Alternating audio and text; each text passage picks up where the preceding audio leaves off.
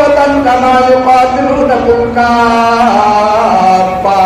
তোমরা দেখবা তোমাদের বিরুদ্ধে সমস্ত অমুসলিমরা, ইহুদি, বৌদ্ধ, খ্রিস্টান তারা কিছুই বাছাই করবে না। মুসলমান হত্যা করার জন্য তারা সবাই ঐক্যজোট হয়ে যাবে।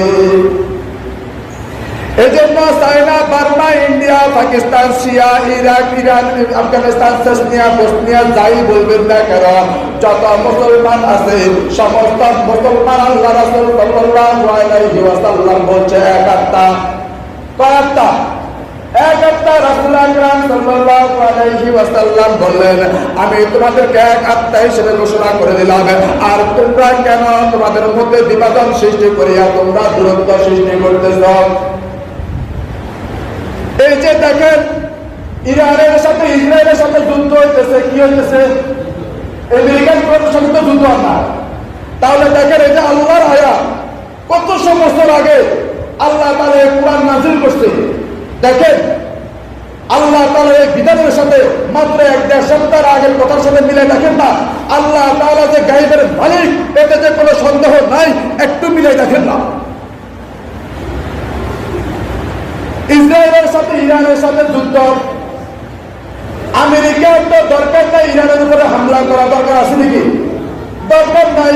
আল্লাহ পাক রব্বুল আলামিন সূরা তাওবার 36 নম্বর আয়াতে বলে দিয়েছেন, ওয়াকাতালাল মুশরিকুনা কাফাতান কামা ইউকাতিলুনাকুম কাফা। তোমাদের মুসলমানদের হত্যা করার জন্য সমস্ত মুশরিকরা এক হয়ে যাবে। কি হয়ে যাবে? এক হয়ে যাবে। কামা ইউকাতিলুনাকুম কাফা। যখন তোমাদের বিরুদ্ধে তারা এক হয়ে যাবে, তখন তোমরা সবাই এক হইয়া তাদেরকে কি করো? হত্যা করো। কি করো? এখন প্রশ্ন থাকে, হয়তো আপনাদের মনের মধ্যে প্রশ্ন থাকতো, হুজুর এই যে ওয়াজ করতেছেন, আমরা কি আমেরিকার লাগে হারুন নাকি? আমরা কি আমেরিকার লাগে হারুন নেই? একটা মনে প্রশ্ন থাকে না? সারা পৃথিবীর সমস্ত মানুষ একমত, সমস্ত রাষ্ট্রদূতরা একমত, সবচেয়ে বেশি অস্ত্র আছে আমেরিকাতে। কোথায়?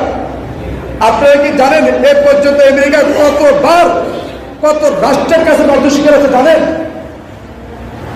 একবার আমার আপনার চোখের সামনের একটা ঘটনা শুনলেন। তাহলে আফগানিস্তানের নাম শুনেন না? এখানে কে আছেন?